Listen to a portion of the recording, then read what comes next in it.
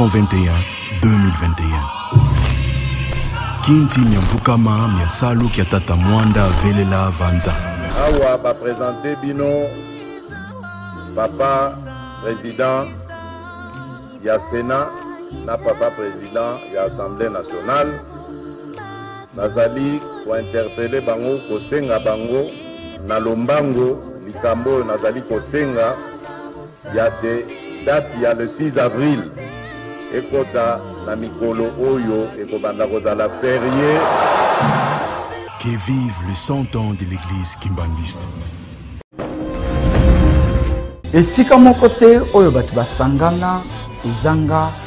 kubimisa mbuma. Batu mi balemisa tout ceux qui basangani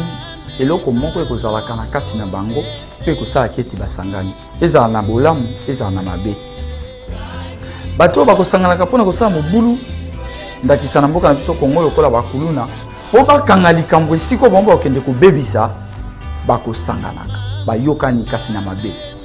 Nde bango bazali modèle te ya kolanda na vie. Bato pe balingi komema likambo ekende liboso bakosanganaka na bomoko lolenge bakolobaka soki olingi kokende okoma mbango esika ozali kokende kende yo moko. Mais soki olingi okoma na kimia esika oyo ozali kokende zala na bato. Potango okei yo moko okei mbango omeli mpe mosuki na nzela. Mais soki ozali na bato nzela na yo ekozala ya kofungwama. Bayi lopoto balobi les chocs d'idées jaillit la lumière. Esika bato bapesanaka makanisi ya ndenge nyonso nde ekobimisaka mbuma. Mbote batata bamama balandi ya Culture Kimbangu biso tozaka na esika okabanda bino yango lelo boye totombeli bino banso boye malamu lokola ezali momesano na biso tokobeta masolo banso boye malamu.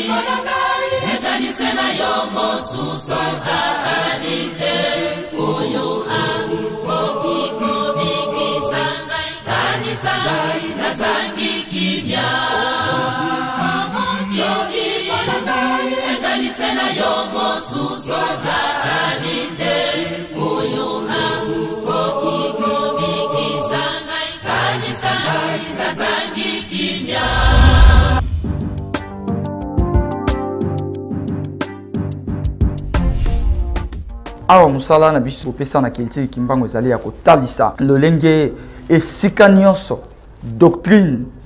oyo nyonso ezali na trait na kombo ya tata Kimbangu na doctrine kimbangiste nde musala biso tokosalaka kolanda pe kopanza sango. Tata Simon Kimbangu kyanga ntango nyonso kolembaka te kopesa biso mateya oyo topesaka bino na Culture Kimbangu. Soki tolobaka tolanda maloba tata mokonzi ya bule ezalaka mpona kopermettre na biso moto na moto azongisaka conscience na ye ete tango ekokia komibatela na molimo. Tata Simon Kimbangu kyanga ni lelo liteya oyo apesi na biso tolanda maloba tata mokonzi ya bule tokutanasi.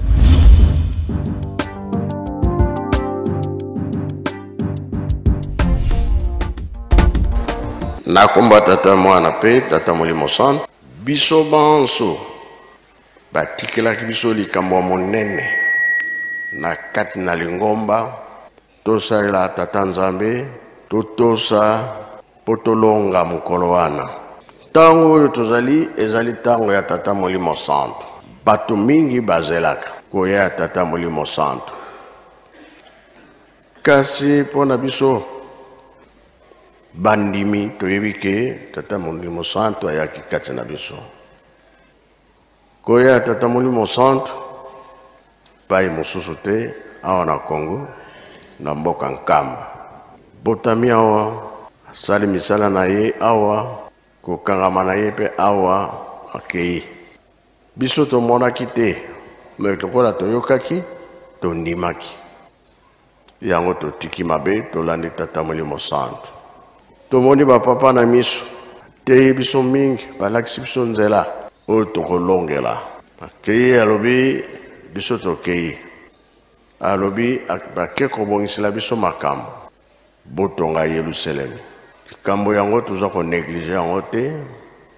kola tondimaki tozali kotonga Yerusalemi likambo nene batikelaki biso nde yango wana na 5 mois awa na Nkamba batata balobaki na biso makambo ebele oyo ezali ke tobunga nzela te mpe tobebisa te bonzambe tosimba yango makasi oyo ezali ntango na biso tosimbi bonzambe makasi ntango na biso bango mpe bakobosa na biso te.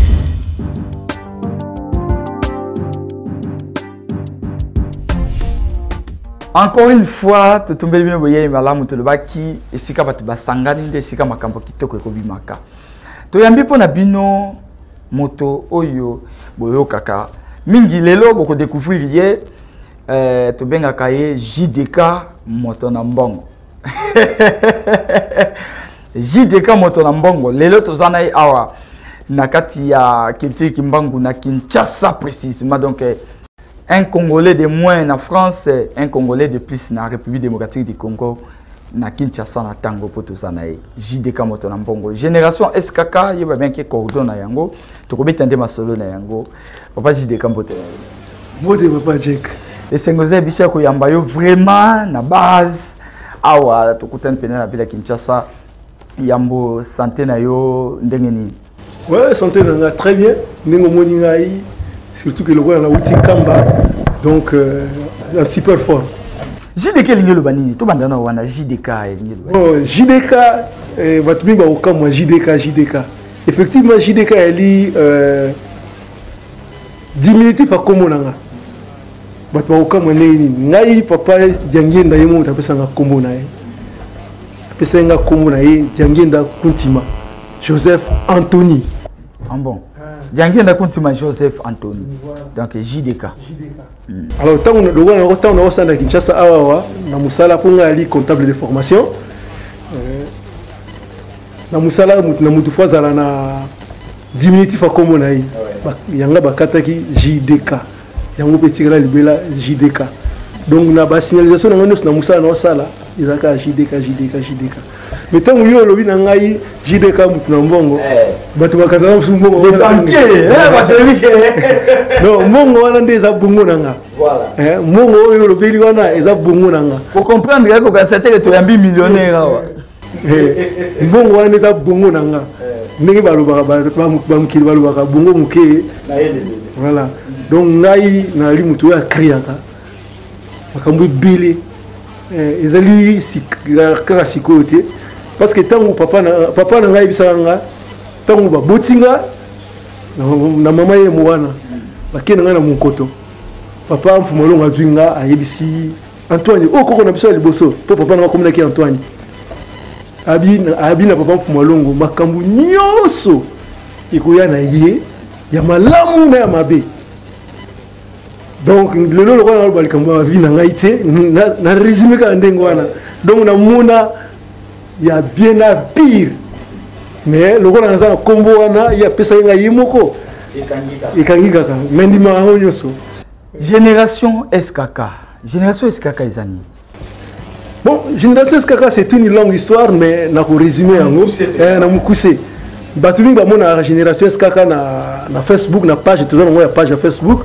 kuna to tchaka kaka uniquement l'actualité ya papa Simon Kimbangu Kiangani na ba voilà uniquement to tchaka kutu même ya biso ngo ba membre ya génération skaka te donc so sali curiosité côté na page wana ko mona to tchaka kaka uniquement ba photo na ye ba message na ye ya papa Simon Kimbangu Kiangani biso yango nde symbolisaka identité na biso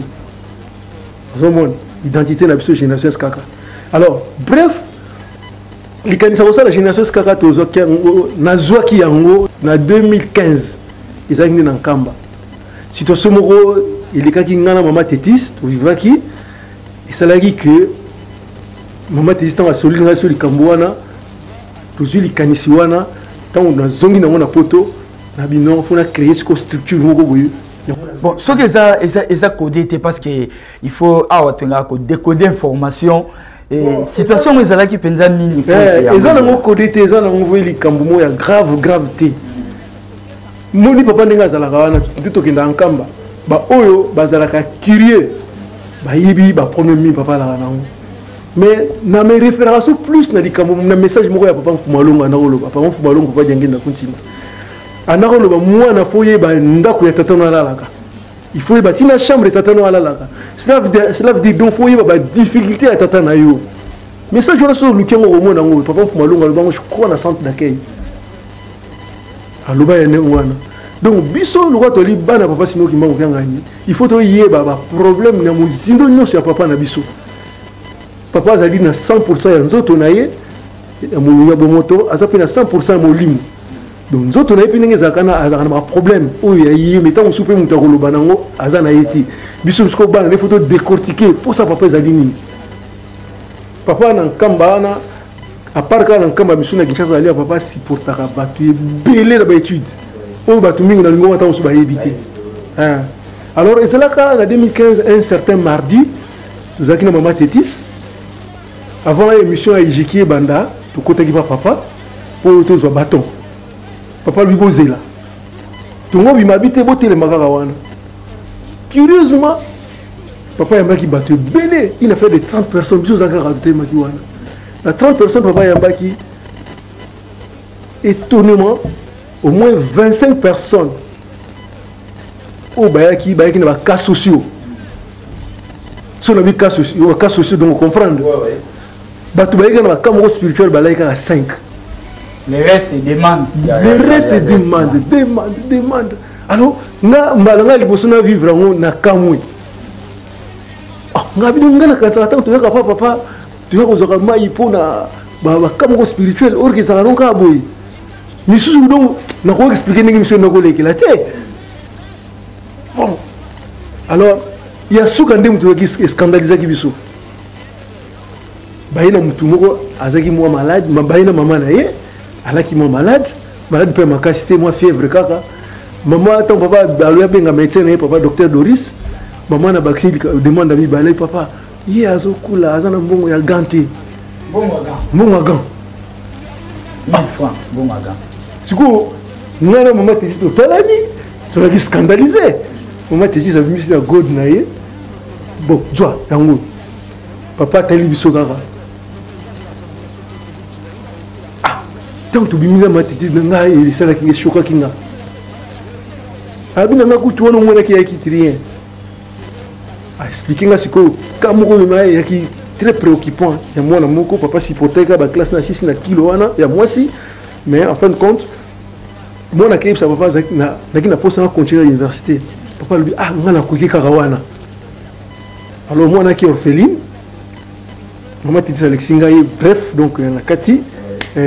alors bisos doit moi na ya moi si en charge bazaka yi mo côté bazami sato azomo bozui en charge kaka pona kosunga pe papa lokola mwana ngwa lobaki ba charge temele kebele mususu we senga ko limiter yango ba dépense alors bisos ko tamsu toujours quoi léger ngona 100% to yebisa yeke bisos zo ki kambuana ba makamusu pe zali to kosala na Nkamba toke to sali mais il y a au monde à génération kaka to sali yango ah na retour biso to yebi tant to ça papa to zela ani voilà donc bozali na kati ya génération SKK nani oyo azali membre ya génération SKK? Bon, na France bisika nazali nazala ba partenaire nanga ba ninga nanga misu ba na fanfare Kimbangiste ba na faki misu ba za na faki te ba mama songolo ba jeune, la plupart des anga ba jeune na misu so to ngosali kambu na tsenga bango directement service to ngosali kambu yeboyi ba participer ka. Donc puisque bandaki na kuna après na Kinshasa lokola na ceinture nanga nazala na batu nanga nazala na batu ponga za mutu ya batu na approché bango moko on a fréquenté régulièrement bazaki intéressé à likambo mais to sala ki na likambo ko na bango biso na génération SKK to baka ezali fête ya bato mabandi. Donc fête ya bato mabandi ça veut dire balobi ki to na fête wana bato ko participer kuna mutuka foza na libandi muneti ngaza na libandi donc ngana ko participer nango attention que boti mais bon na libandi nanga ezali bato basuki loka ba biso ba roli tulenge batazi atakati kovo suka nango donc brandi milambo fait ya libandi bango bato mabandi donc bato moko ça veut dire bato moko baza na patience osomona o baza na patience na likambo biso tongi osala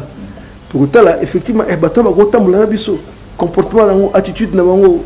ndenge ni kimondimi na bango nyonso totalaka osomona to monaki to zala ki belé tant to fungula une affaire de 30 mutu na mutu zo kendeka yemoko yeko fait suki banjo bota bato mabandi zo bota siko pour l'instant on a Kinshasa zolika 12 na Kinshasa atolika 12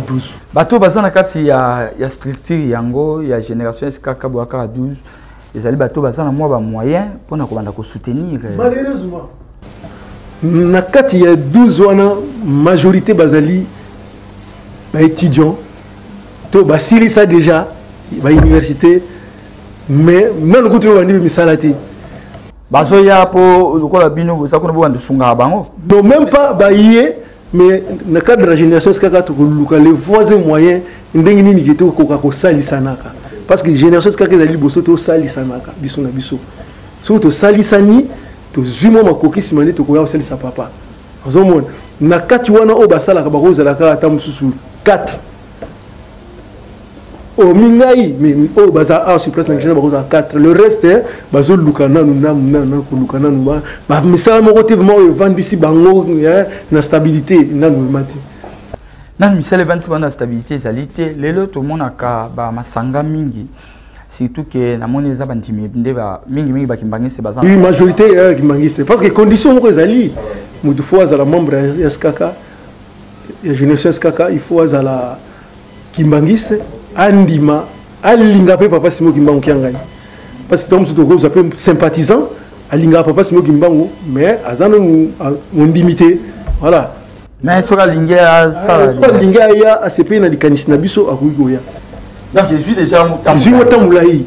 je suis tamulai donc to ko kende déjà depuis to sali yango to ko kende na 4 ans yango na ba 4 bana classe au besoin qui va zo tanga na université lelo bazana ba niveau ba ko ke na première licence ni balé bazana ipen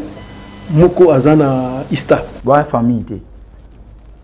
ni de prendre de loin. Qu'est-ce que vous gagnez dans tout ça to comment point justement ngai na saka ngai na baninga to na posaka bénédiction papa c'est tout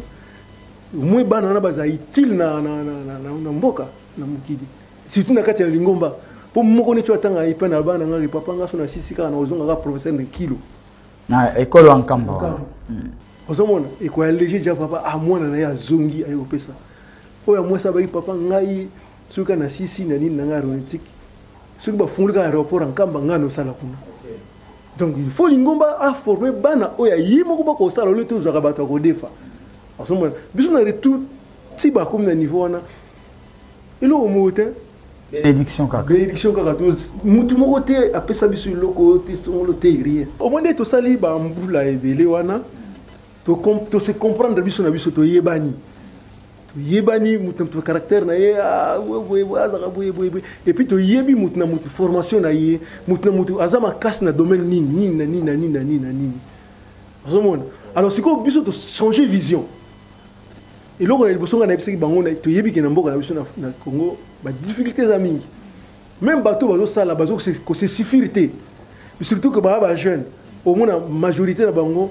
baza oka bavanda pas parents ta 2 3 baza ko foutre la même na banda mais la majorité baza non pas parents alors ba ko continuer ko vanda ndenge wana ti si tu le on a ça bango photo bima na langage mo na oka na Kinshasa mingi baloba sopeka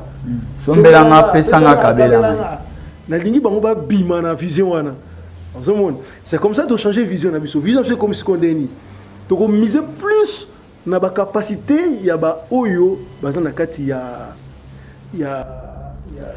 kati ya génération donc ba o batirel dans les 12 wana donc les 12 les 12 disciples ya Yesu les lego ya JSK voilà donc to ko sala nini ce qui yo lobi que non ngai na teka na nga ba bilamba neti ba wax vous comprenez parce que tout ça qui ont déjà na ye na 50 wax par exemple na PCO ba wax wana tu yebisi biso que non ba wax yo ndenge za boye tu yebisi zali 50 wax mo za valeur de 15 000 francs par exemple so yo ko tchango 17 000 francs yo kaka mais tant yo ko teka yango et sili nyonso biso 60% to ka PCO 40% ya yo vous comprenez to PCO 40% ya yo pour permettre yo o s'épanouir ya ndenge na yo moko pe so ko vito ba sa soupe mususu to bakisi kaka ndenge wana so to moni ozo ko évoluer pe bien to matipe biso to sima to 50 petit kali ya yo bino pele par exemple to petit culture kimbango j'annonce déjà hein na ba ebozo landa biso partenariat eko signamé a bokomona yango entre génération SKK na culture kimbango donc to petit culture kimbango to moni ke bino matériel bo utiliser biso za nango azamone to lui bon biso na bino to ko signer partenariat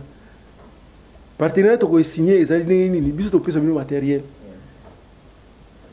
beaucoup de gens sont 20% hein 80% etikali potier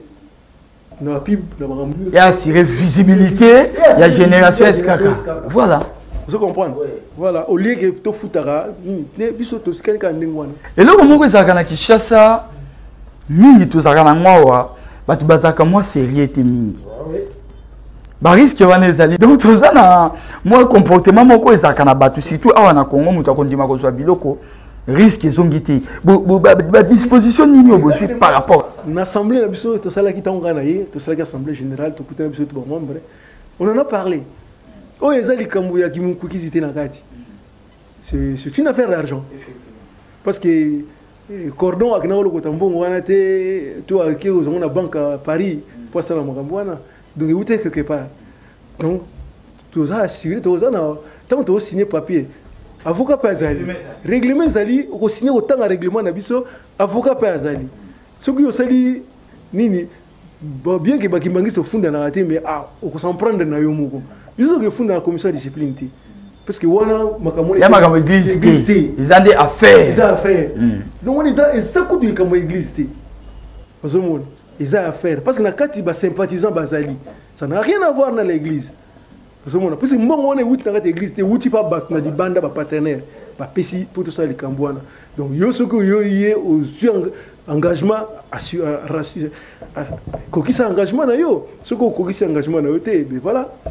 sikoyo na nyonso wana o wana lobi ezali pona bato baza ba membre ya kati ya génération comment est-ce que bakoki ko s'épanouir ça veut dire toi on peut bazui ça permet maintenant na bato na banda ko contribuer to bango ezaka ka abeta ka cop na ye non exactement tant yé azozwa azui ndenge wana et cela veut dire on suppose que à cause de quelque chose c'est ceux qui membre pas azui problème parce que to balisaki to kufila déjà to balisaki to kufila bango wana nanu génération skaka a osala activité wana mais to contribuer à qui ozomona to contribuer à qui oyo bango ba contribuer qui wana bazoki on a ba misala on ba sala ka mike mais siko tango loka génération skaka azoko épauler yo pour ozana quelque chose donc contribution aux assurer bon pour ba projet auto za nango et c'est na ko livrer ngo boyete mais za minene oyo lingoma mo ba ko skamwa oh monsieur tout ça à long terme ezali à court terme ezali donc ni nazo zonga na juin to ça la moko to benga culture qui manque pour accompagner biso bo mona o to ça donc mona bino on est à court terme bato ebele ntango bazolanda bayebi ke na miniti oyo ndenge eza boye cope ye mosusu akoloba cope ye musu pas que l'occasion ya ngoyo na ke ndika komi koti selanga dana mwana nanga sana mo problème boye nana ndeko mo za problème songolo na ke mo déjà bata génération eskaka comme ça ba zwanga pe batianga na liste ba makambo ngo iko kendele ndenge na yebi loko na l'équipe boye parce que ngai oyebi nga na li responsable pe na ratelki nazala héros dans l'ombre na itizaka caméra nanga mais donc na linga ko mona na boye tenga na linga na bomba laka mais loko moni singa boye charge ba kisami batu bakoya na kende na kamba moni polo t-shirt na lati mutu nyo sagi na posa za t-shirt oyo ba solista kinga na batu ebeli na bi ngai pe na sombi donc mutu oyo za na posa za polo ya t-shirt wana so akei aluki mama falo na vodile azongo pa na ye parce que ye pas un membre de la génération SKK sauf que la qualité de la t-shirt na biso est différente na ba o misu tam sumo na Kinshasa donc ata ba chango na ba savon à poussière et les misa banane ils ont ba qualité mo ya bien parce que wana o ba qualité o utiliser na uti na na France na yaki na ko ya awana donc nengo question tout ninga yi kombo to porter d'abord priorité zalinde yé na nyonso to ko sala priorité déjà liboso yindi yé ndé liboso priorité ndenge na lobaki na au début moi na fois yé ba ndaku tatena lalaka ma ezotanga côté ni problème za wapi biso za bana ndaku to yebi tout ce qui ils ont préoccupé papa ata nyonso aloba na biso boyete mais to yebi to kenda nkama to mona ici ko yo faut tout ça ma solo côté to yebi déjà to yebi to si to check yango na katani na so na projet na biso de to lobi à long et à court terme voilà na kanisi tozo kende na suka masolo na biso lelo batu lokwa boza mwaka ka 12 awa bato baza libanda ya Kinshasa par exemple bato balanda biso na Congo central libanda ya tolo bakana déjà na via Kinshasa bande ko nyos baza libanda ya Kinshasa le lengeni ni bango bako sala po basadere na est-ce que bo sala ba descente na ba province to makambo ngo ekoza ya landengeni bon ba descente na ba province ceux qui papa pesi biso makoki wana to kena so na province et aux angati mais na lobby net na pesi exemple moko net ya na Brazzaville déjà tous na mutumba zali kuna baza ko tumi balé mais moko net papa Darel international Darel wanzambi mpese langa ba wonyo sombote papa Darel lié à ça membre na biso de la génération SKK donc yé automatiquement donc bateau ne so ba koluka ba kuta na biso to ba ko koye ba likambusi biso ceux qui ba contacter ba koye ba nyoso to singeli donc bah tu me sais pe na Brazzaville ba ko kemba mo vendre tika ba doléance na bango déjà papa Darel que là toi on a problème boye génération beaucoup tango déjà bo so ba ye ba soli papa Darel et que papa Darel a commissi tout ça bien organisé structure mbeli comité mbezali to vendre là mais le kabo mo nana donc cordon basé là nan voilà Kitty Kimbangu spécial génération papa Simon Kimbangu kiangani donc génération SKK ba bien ngo JSKK yango wana alors to komena suka ya masolo na biso tangu yo kende na Kinshasa siège ezali wapi ba o bazalaka o batu bakomona bango ndenge nini po te ba sadere ndenga na zali ndiki tozali na Kinshasa awawa comme sous siège na culture Kimbangu ah ben oui pourquoi Kimbangu na kati ah ouais mais ngai na zali epolé na équipe mobimba mutala simananga ezali Benjedi Bims donc yé batu ne so ba yebi soki bakoko zwaye te bako benga mama Falon ko mbala mo ko benga Bims bako benga mama Nicole Mfoko mbala mo ka bengi batu kimbantseke bako luka mama Stéphanie Kassa na hôpital kimbantseke bako benga directement ali o bako ya pe na centre d'accueil bako benga Roli Vemix donc yazali donc ba wana mo bazana ceinture bazali tout le monde na musika olanda Kitty Kimbangu appréciation na yo par rapport à Kitty Kimbangu libande esika bosana po à chaque fois bochaka vidéo na bino na ligne ngai na récupérer rango na partager rango mbala moko si na partager na bazuzi pour nga mo pe na chaîne na ngai bazuzi 1 si na chango kuna te na chaka directement na ni ya Ratelki France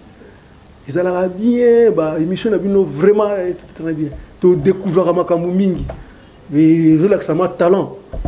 batu mo ça ba recherche bazo kende musika bazo sala ni mo ya bien Tant que tu dit immédiatement ce que nous avons na partage na comme la qui c'est un plaisir na moni bon vraiment na encourager bino bon les mater to zelate batubaya ko pesa biso moko photo banda tant que to bandi déjà ne ndo bandi bogomo na batu na sima bakoya parce que na biso nga mchumuke bongo belé donc voilà et puis c'est nga likamisa.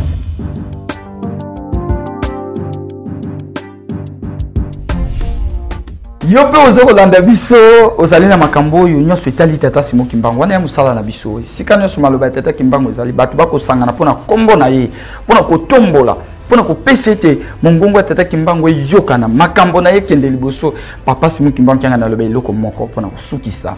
bomemelaka ngai baproblème te me basolution soki tokoti ovandi na ndako otali omitali komitali ezali ya elongi te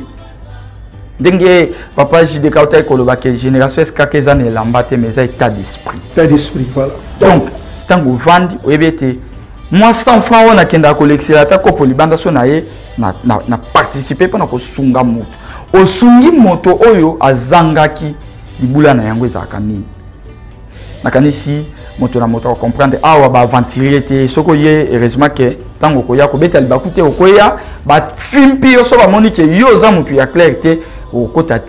et puis tant qu'il faut bailler ba penza ndenge sengeli musala yo salaka pour ne pas que risque ça là oye au prix au pesa adresse à lokuta ba beso za rato zu ba biloko abatu.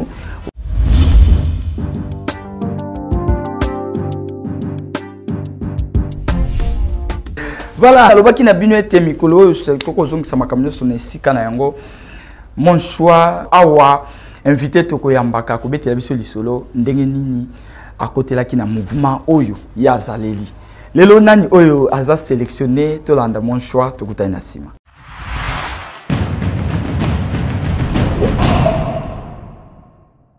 Comme on a papa Moulaba Lumpongo Pius, nazali d'abord ingénieur agronome et puis na lingomba nazali na ba responsabilité mais na ko banana nous par répondre na mutuna oyo tuningai et ko kamusa peut-être bato ebele nanu ba mona ngai te na kati ya mouvement wana mais nazalaka na mouvement wana ba responsable mususu pe baebi mouvement na ngai ya liboso pour na koloba pe na ko répondre pourquoi na lobi ya liboso ezali MSSK donc pied gauche na kota kiango ndenge nini au fait pour na kopesa moi histoire toutaka poto na bomwana muke wana na zolinga ko banda nini école primaire alors tokomaki na ville ya Kisangani mama bandi komema biso na église na ye oyo ye azalaki kosambela pokuna na poto na Allemagne lingomba ezalaki te alors tango azongi nde albino il faut na memaka bana na kati ya lingomba malgré papa azalaki na ye mundimité apesaki autorisation nde kokoma na lingomba to moni bao balati vert blanc tennis chapeau et sepelisaka biso alors batunaki mama tuni biso sikoyo ba mouvement ezali ebele bino bo sepeli na oya biso to sepeli na oyo ezaki ngana leki na ngana défunte grande sœur to bito sepeli na ba oyo balati ba ceinture le kaboye et effectivement tokotaka pe na mouvement na ba âge wana ba 5 ans 4 ans et puis grande sœur azaki na 6 ans alors tango tokoti et sali pe que coïncidence ya malamu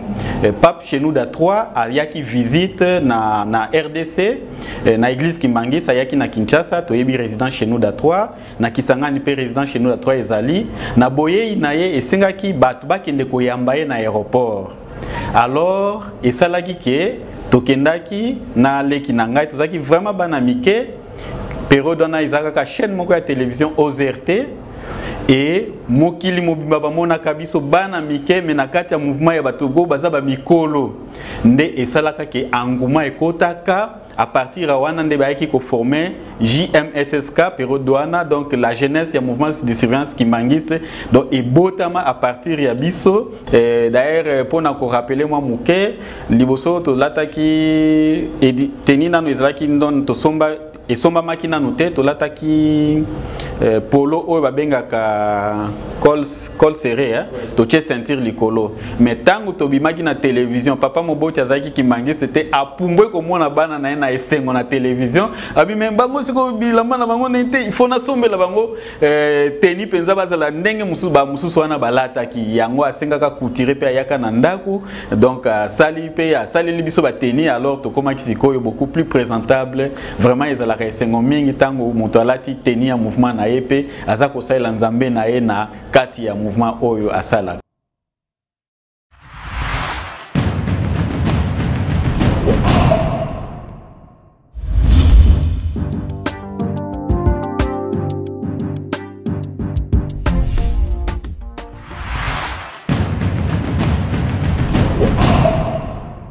Bienvenue motuna awande sika totuna ka motuna ya poso yoko pe sa réponse pour répondre à la question otozotuna awa okokota donc au la vidéo na WhatsApp réponse na yo eleka 1 minute te question na date nini esika nini oyo papa Simon Kimbangu Kiangani alobi yemoko na micro ke ngai papa Simon Kimbangu Kiangani nazali molio musantu ezalaki na mboka nini soko koki ko kangata date te pesa biso kaka année na lié soko za molongi sala vidéo na WhatsApp otindeli biso eleka 1 minute te ngai papa tazilusa kweno papa Simon Kimbangu Kiangani alobaka yango na 2002 na 1880 na place boye na mboka tel soko oza molongi oya kozwa cadeau na yo na Culture Kimbangu pe batu bako toko publier yango na ba page na biso ya Facebook ya Culture Kimbangu.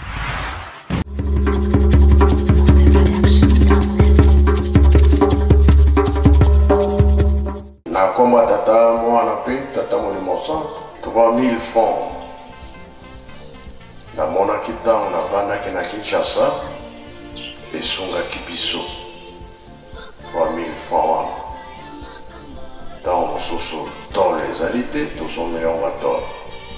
babarre de fer ezali te tosombeli biloko ya na nsima blanc biloko nyonso tozosalama na musée 3000 francs ezalaki koede mingi sika oboyi tosali bandako esili nano te tozozela barre de fer barre de 12 barre de 10 barre de 8 te na 6 bozwi mbongo mpona bozalisa soit na Kinshasa na Matadi sika nyonso mbanzango pokosombe yango biloko tokotinda eza te directement mbongo ya non sika bino bozali bosalisa biso tokotindaka motuka mpona koya komema ngo toyokani na claircir likambo po ete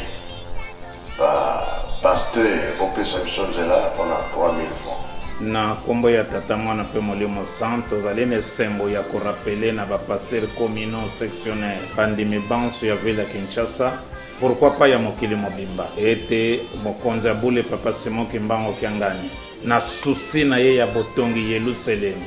ya korécupérer 10 ans ya retard na ntina na koyamba bapaya na ye le 16 avril 2022 na clôture ya centenaire nde yango amoni ete po to récupérer retard a relancé lisusu opération 3000 ndenge bosenga na ye ezali asengaki na biso aseke mokolo moyenga nyonso tobonzelaka ye 3000 francs 3000 francs mpona ntina ya misala alobi ndenge eza kosalama na kini po ete awa epesaki mbuma malamu mpe yango esilisaki misere 3000 francs congolais ezali mpona mokili mobimba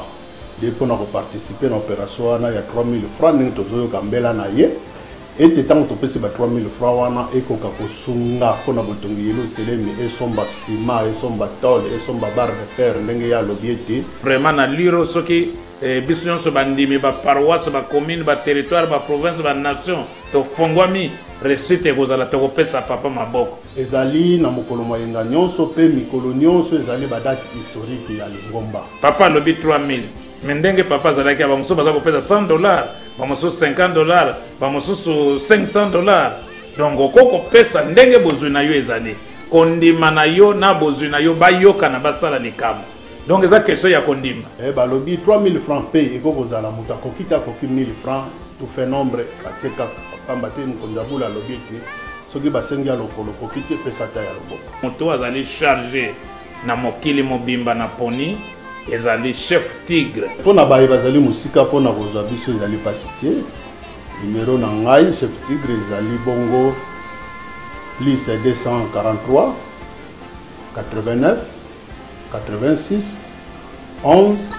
524. Donc boyamba ye malamu bosol na ye po ete bo planifier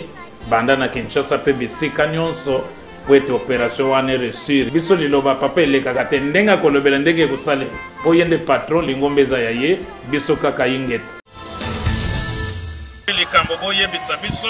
dans la mesure du possible tokosala. Tolingi makambo nyonso etambola malamu po tozali na 21e siècle pe touti kofete centenaire église kimbangiste. Donc tout doit changer positivement. Yango posa ya mokonzabule papa Simon Kimbangu Kiangali. Bino bosunga po ete bato yo bazalaki te esika kilte eza kosalama te bango bayoka balanda ngo na nzela na bino na baradio na télévision na bareseau sociaux lelo ye olia kotia makambo pamba pamba tia makambo ya tata Simon Kimbangu Kiangali tia makambo ya nzambe po ete te ya baninga tala rôle na bino monene yango wana tozana posa ba paroisse nyonso e vibrer ndenge tozalaki na ye ntango nazalaki pasteur communal na Boum azalaki chef de bureau ya presse to chef de service organisation ezalaki kitoko mpe bato ebele bambuta lingomba to bapaya baza koya kosepela kosambela Boum organisation ezalaki kitoko mpe instaure yango na baparoisse nyonso ntango matei esili presse nde akoreleye makambo nyonso elobami atako na mobimba nango te menefiske résumé fo kozala mpe na mwa kaye to mwa carnet ozozwa bonne note mpo na makambo oyo akoloba koinvente te po ntango ebimi na yo ete eza fausse yebe ete etika na mitu ya bato omemi kombo na nga François Mabila Mawila naza diacre mpe chef de division ya service à presse information kimbangiste na ville province à Kinshasa. Mais je crois merci beaucoup. Tout bien que ça papa représenter le lobby pour nous sensibiliser les membres. Les lieux avec uniquement échange n'a papa représentant na mantinza to sali mais projet na biso ezali ndenge to lobaki tozo sala presque ndenge papa dange na sala ngeza pour nous accompagner d'abord l'église d'évangélisation. De natina yango tozo ko attaquer na formation sur la sonorisation parce que sonorisation ezali parmi accompagnement liboso ya évangélisation. Donc sans sonorisation na ba paroisse na biso bato bakola na matéité et partout que les gaso sonorisation ezali zo permettre ba baza banzinga nzinga balanda oizote ya mapamba te Bible et lobby la foi vient ce qu'on entend et ce qu'on entend c'est la parole de Dieu. Après sonorisation to kinde na speakage et pas to yeksa bato ko sala commentaire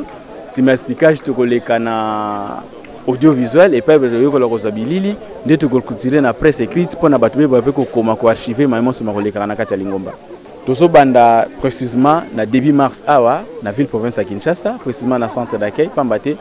ba institution nyonso ville province de Kinshasa na kati ya centre d'accueil ba formation eko banda na 16h pour nous permettre ba kendaka misala ba participer donc de 16h à 19h 3 heures par jour. Jean Lusikila Makano, directeur national de la presse et information kimbangiste en République démocratique du Congo. Biso baso na église kimbangiste bi valeur ya président provincial ya ville Kinshasa papa Sylvain Soalengo en matière ya ntitsa de bien malamu ayebali sur le plan national, provincial na universel. Raison pour laquelle tu profites de l'expérience na yepo aya ko animer si ça n'est pas na biso awa zaki pambaté toujours travailler pour na toujours ma pamboli en kamba pour ngai mama Katiki Poi nazali chef de bureau ya paroisse ya Ngaba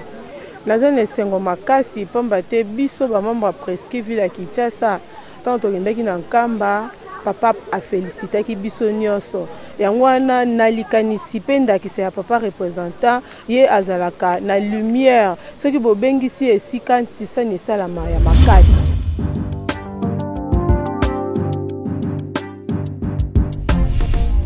Kilti Kimbangu Musala bopesa na biso yango wana mwana musala na bino akosala kaka mpona komba tata Simon Kimbangu. Biso na bino tokutani mikolo ezali koya Kilti Kimbangu ya lelo esili. Biso na bino tokutani mikolo ezali koya chaque samedi toza na CMB na 13h. Le même samedi 21h na radio télévision Kimbangiste Ratelki. Le dimanche na 9h juste, désormais 9h juste dimanche na Ratelki. Kilti Kimbangu mercredi 0h juste, toujours na radio télévision Kimbangiste. Mardi 11h juste CMB Kilti Kimbangu officiel. Djumwa ma famille ya Liziba kotisa kota s'abonner kuna ndesika masolo misusu na télévision ko ezaka tango moke ezangite me kuna soko kuto découvrir makambo JS kama kasi na mozindo na yango tazidu sakweno papa na plan medi Mr John azalaki na sima caméra Vemix Roli Tulenge Juif Noir Simba ki réalisation Roni Dielu Kapelo kola azalaki na bisolongo. Moi ba maman kutazo asaki azuba bachaka loboko mbala moko esi bachaki to comprendre bango musala eza nzambe to kende kali boso to kosala yango ajek pambu biso na bino to kuta mikolo ezali koya soki la iso yete to monani kasi soki la iso ye ba ebakola la parce que ndana la iso na ko tala boy na ko filmer ko tala nani alali nani alalite soki osekwi to pesi tata Kimbangu kyanga ni merci mais soko sécurité et que Tindaki Motokuna avant. Maman El Sandombasi depuis Paris, balobi moi na Allemagne mes colonnes à Paris, na Paris mbote na ye pa Kolanda biso, Irlande to moni maman Safi Lisette. Libanga le lesukeli wana. Soko Tindaki Motokuna avant. Au sécurité.